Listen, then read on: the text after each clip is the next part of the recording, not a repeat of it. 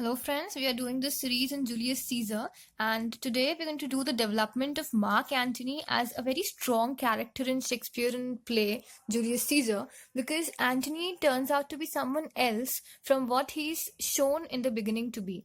So it's a development we see over his own character, which he does, and this lesson is presented by me, Palak Sharma.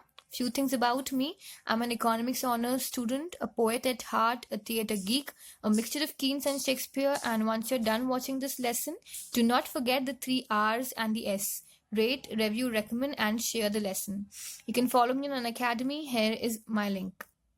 We know the tragic and untimely death of Julius Caesar, a condemned Roman tyrant as they call it. It triggered William Shakespeare's creativity. So in his play Julius Caesar, Shakespeare writes of treacherous conspirators, Marcus Brutus and Caius Cassius, and their plans to assassinate their Roman leader, which is JC, that is Julius Caesar. So the story explains and it continues to explain how Caesar's loyal friend Mark Antony, he helps avenge the brutal murderers. So after Antony receives soldiers to fight his battle, his character begins to change. That's important. The fair and faithful Mark Antony in the beginning, he transforms to a darker and more deceitful character after the battle and after the assassination itself. So Mark Antony is not suitable to rule Rome because he holds a grand desire of the great power, and his conceit restrains him from seeing others' opinions, and he possesses the dangerous powers of crowd swaying, as we saw. He can sway the crowd according to his own wits and whims. So Mark Antony, he hungers for domination, which is dangerous for Rome because he will go to any length to achieve his objective. These lengths include Mark Antony, he can do anything for him. So we can see that Mark Antony hungers for domination and he deceives the citizens. The first time this trickery occurs is after Caesar's death. While Mark Antony is still discussing the act with the conspirators, Antony tells the conspirators that although he is mournful of his dear friend's death, if they believe the action they took was necessary, then he will have to agree with them. In this play, William Shakespeare, he writes the character Mark Antony very well. In the beginning of the play, Antony is very good friend of Caesar. He is walking with him and he watches out for him. He treats Caesar as a father with great respect. And Antony, he's very loyal to Caesar and he does everything in his power to make Caesar happy. For example, while he runs the race in the beginning of the play, he touches Calpurnia, who's Caesar's wife, so that she may be fertilized. And after Caesar is killed, Antony becomes very mournful and outrageous by the trickery of the conspirators that killed Caesar. Antony asks for just a speech at Caesar's funeral, and Brutus grants him that one wish. Now, Antony is a very intelligent man, and he has the ability to manipulate a crowd with his speeches. For example, in Act 3, during Antony's speech, he says, "But Brutus says he was ambitious, and Brutus is an honorable man. He hath brought many captives home to Rome, whose ransoms did the general coffers fill. Did this in Caesar seem ambitious? When that the poor have cried, Caesar hath wept. Ambition should be made of sterner stuff. Yet Brutus says he was ambitious, and Brutus is an honorable man."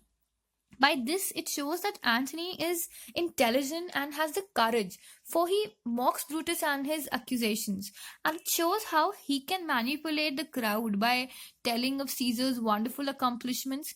Antony then shows his anger towards the conspirators by getting the mob to release their anger by rioting and going out and killing the conspirators. Antony then starts a war against the conspirator, and when his war starts, Antony changes from people's hero to just a normal guy and greedy leader. He becomes a greedy leader at that time.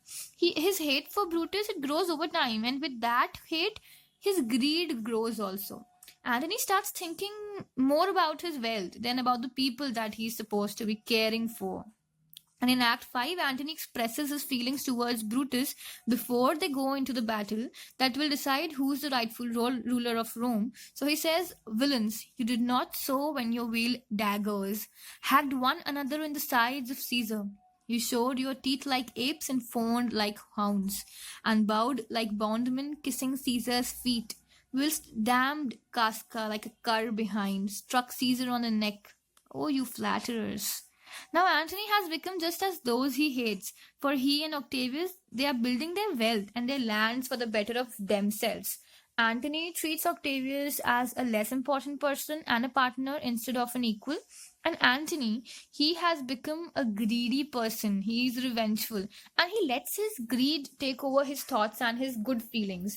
During the course of the play, Shakespeare allows the character of Antony to develop, and he develops his character gradually and then expresses his feelings. Antony's character is one of the strongest characters in the play because of his feelings towards Caesar and how he takes his feelings during his lifetime and uses those feelings to play with the crowd's mind during his speech at Caesar's funeral. He says this classic speech, classic piece. But yesterday the word of Caesar might have stood against the world. Now he lies there, and none so poor to do him reverence. O masters, if I were disposed to stir your hearts and minds to mutiny and rage, I should do Brutus wrong and Cassius wrong, who, you all know, are honorable men. I will not do them wrong. I rather choose to wrong the dead, to wrong myself and you, than I will wrong such honorable men. But here's a parchment with the seal of Caesar. I found it in his closet. It's his will. Let but the commons hear this testament, which, pardon me, I do not mean to read. And they would go and kiss dead Caesar's wound and dip their napkin in his sacred blood. Yeah, beg a hair of him for memory and dying, mention it within their wills, bequeathing it as a rich legacy unto their issues. So this is a noticeable change in Antony's character, and that's with a will. At first, when he reads Caesar's will to the people, he tells them that how every man shall receive a payment. But yet, later on, it's the play. In the play, we can see that Antony and Caesar, they discuss how they can squeeze more money from Caesar's wealth for themselves. Caesar is Octavius Caesar here. So throughout the play, Julius Caesar's Antony's character, it shows many changes, and Shakespeare does a wonderful job. Because he tells the story of Julius Caesar and his friends and foes, and he tells how his friends also become the foe of Rome after a certain period of time. So we see that. Once the conspirators left the body of Antony, we can also notice that Antony reveals to Caesar's body that he's going to seek revenge. And he accomplishes his plan of retribution by speaking at his funeral, which is very much obvious. But what we notice here is Mark Antony, he's truly a deceitful person.